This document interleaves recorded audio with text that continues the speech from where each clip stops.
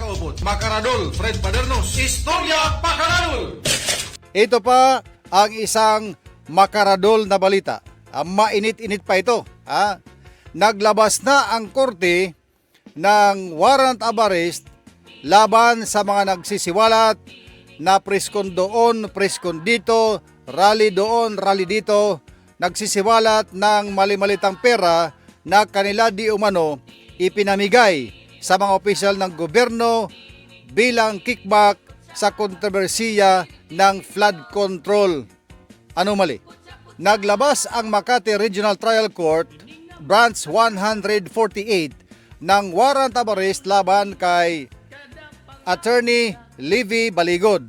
Abogado siya ng 18 umano'y ng 18 na umano'y dating mga military personnel na nag-aakusa sa ilang matataas na opisyal at mambabatas ng pagtanggap ng kickback mula sa mga flood control projects. Ang warrant of arrest ay inilabas patungkol ito sa 2 counts of cyber libel na isinampa noong March 19, 2026 ni Agriculture Secretary Francisco Chu Laurel Jr. Itong kaso na ito ay kanyang isinampa sa Makati City Prosecutor's Office. Ang reklamo na ito ni DA Secretary Laurel Jr.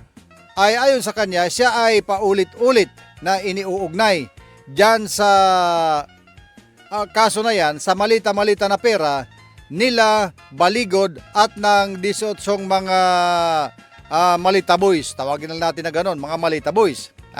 Na di umano ay mayroong mga malita or cash delivery sa kanya, kickback mula sa flood control projects at iba pang umano'y anomalya sa Department of Agriculture. Regular daw sila na kumukuha ng salapi, ng mali-malitang salapi mula sa bahay ni Secretary Chu Laurel sa Forbes Park, Makati.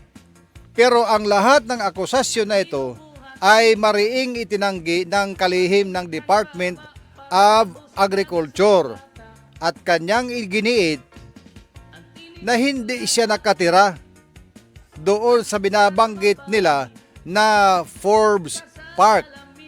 Wala siyang bahay roon mula pa ng 2018.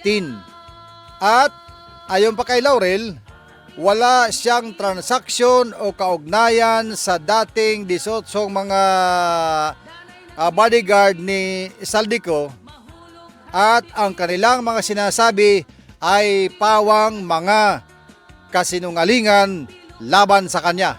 Ang warrant of arrest laban kay Attorney Livy Baligod ay nilagdaan ni Acting Presiding Judge Antonio Rey Abilio Ortiguera ng Makati RTC Branch noong June 15, 2026. Ulitin ko June 15, 2026.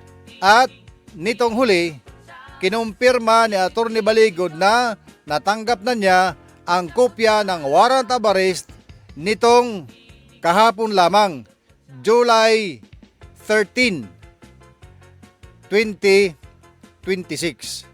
Ang piyansa ng cyber libel na kaso base dito sa inirekomenda na piyansa ay nagkakahalaga ng 20,000 sa bawat bilang or per count.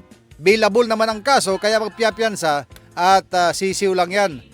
20,000, 40,000. Sisiw lang yan doon sa kanila. Pero sa amin, agila yan. Okay. At yan, naman ang ating isa pang makaradol na balita dito sa ating balitaan, sa ating pagtatalakay ng mga mahalagang kanapan. Dito lang yan sa ating balitaan, Istorya Pakaradol. Dito lang yan sa Radyo Abante, SJTV. Did it go?